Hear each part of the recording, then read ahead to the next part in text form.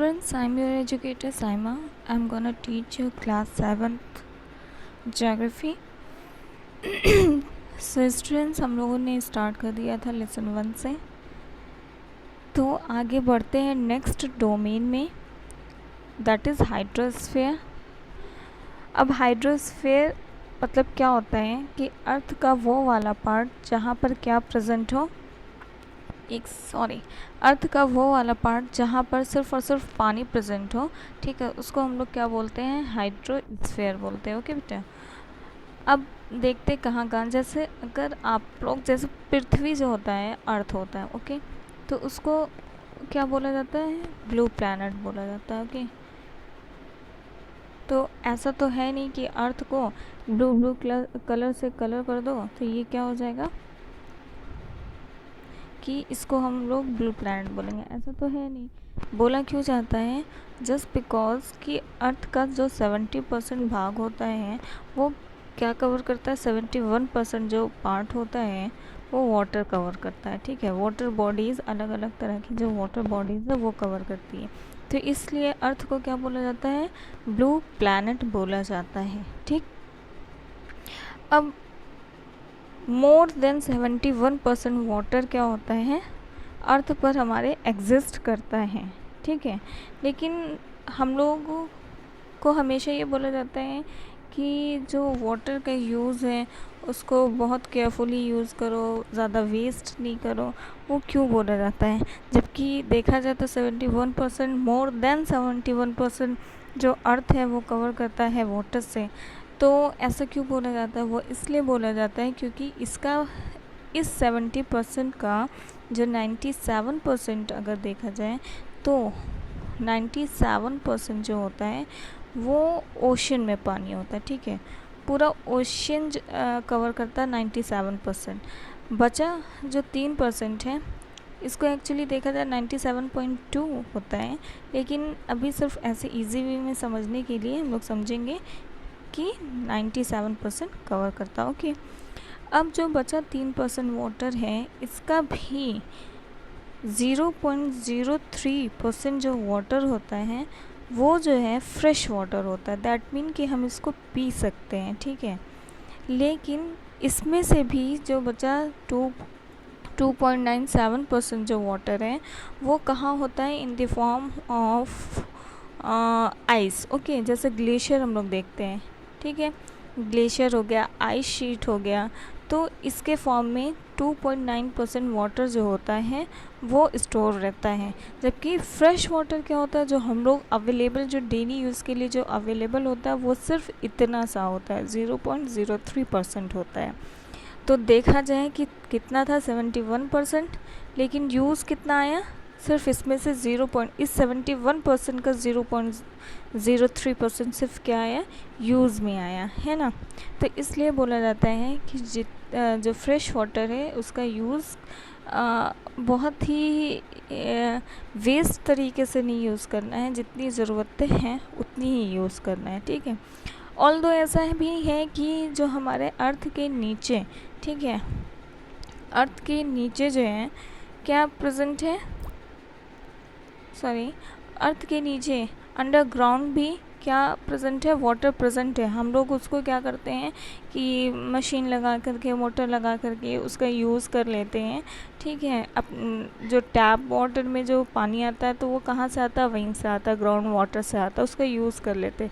ठीक है, लेकिन मान लो कि अगर बारिश नहीं हुई है, प्रेसिपिटेशन नहीं हुआ, जैसे सपोज़ कि किसी टाइम पे किसी ईयर क्या हो रहा है कि प्रेसिपिटेशन कम होगा, तो जो अंडरग्राउंड वाटर है वो भी कम होगा, क्योंकि जो अंडरग्राउंड वाटर का जो एकमात्र सोर्स है, ठीक है, वो क्या है, प्रेसिपिटेशन. जैसे जैसे बारिश होती है वैसे वैसे जो हमारे अर्थ पर जो वाटर होता है वो रिस के एक तरह से वो कहाँ जाता है, ग्राउंड में जाता है. ठीक है, और जो सॉइल है, जब हम लोग सॉइल का स्ट्रक्चर पढ़े थे तो सॉइल होता है, जैसे जैसे हम नीचे नीचे जाते हैं तो सॉइल के जो कण होते हैं वो थोड़े थोड़े मोटे होते जाते हैं. ठीक है, बड़े होते जाते हैं, पत्थर के टुकड़े का आकार ले लेते हैं.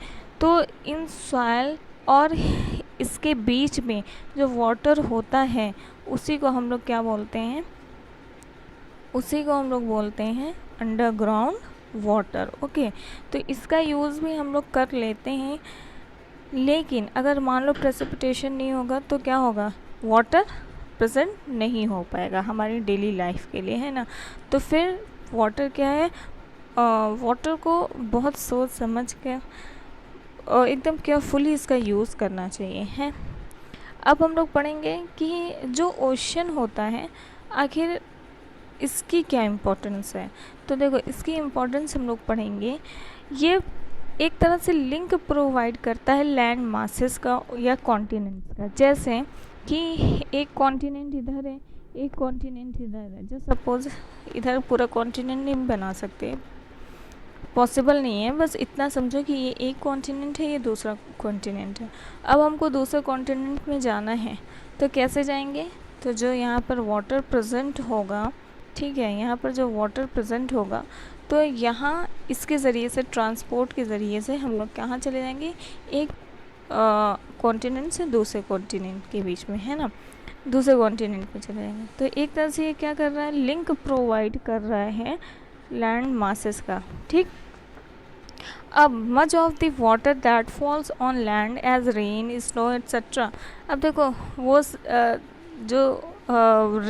जो वाटर है, जैसे रेन हो गया, स्नो हो गया, हमको रेन के फॉर्म में, स्नो के फॉर्म में जो गिर रहा है, ठीक है, वो कहाँ से आता है, एक तरह से इवेपोरेट। हम वाटर साइकिल पढ़ाए थे तो उस टाइम क्या था, आपको बताए थे कि जो ओशन का पानी है, ठीक है ये मान लो ओशन है, यहाँ पर वाटर है, ठीक। तो जैसे जैसे गर्मी बढ़ती जाती है, ठीक है ना, वैसे वैसे क्या होता है कि ये एवापोरेट होता है, ठीक है, एवापोरेट होकर के ऊपर बादल का फॉर्म ले लेता है। फिर उसके बाद यहाँ से क्या होता है कि जब यहाँ पर भी बहुत ज़्यादा ये हो जाता है, यहाँ पे भी गर्मी बढ़ने लगती है, तो यही प्रेसिपिटेशन क्या होता है, प्रेसिपिटेशन के फॉर्म में हमारे अर्थ पर आ जाता है। तो एक तरह से जो ये रेन वापस आया या स्नो के फॉर्म में नीचे आया, तो ये जस्ट बिकॉज कि ओशियन का जो पानी है वो ऊपर की तरफ गया, ठीक है। जब यहाँ पे नमी ज़्यादा बन गई तो बारिश के फॉर्म में ये नीचे की तरफ आ गया, ठीक। ये तो बता दिए कि ये क्या होता है, they are an important means of international transport and trade. जैसे पहले के टाइम पे लोग जब one continent to another continent जाते थे, ठीक है, ट्रेड करने के लिए, तो वो लोग ट्रांसपोर्ट का यूज़ करते थे, ठीक है। अब ना हो गया ट्रेन वगैरह, लेकिन पहले क्या होता था कि पहले ईज़ी भी, अभी भी लोग यूज़ बहुत ज़्यादा करते हैं एज अ ट्रेड के लिए, ठीक है। किसका यूज़ करते हैं, ओशन का ही यूज़ करते हैं, वो ज़्यादातर ओशन से प्रेफर करते हैं। अब दूसरा यहाँ पर क्या है, they provide food, minerals and fuels. अब ये क्या करते हैं, हमको फूड, मिनरल्स एंड फ्यूल्स को क्या करते हैं, प्रोवाइड करते हैं। तो ये था हमारे सेकंड डोमेन के बारे में, जो कि क्या था, हाइड्रोस्फीयर के बारे में था। आई होप कि आप सब स्टूडेंट्स को ये टॉपिक समझ में आई होगी। बाय बाय बेटा, टेक केयर ऑफ़ योरसेल्फ।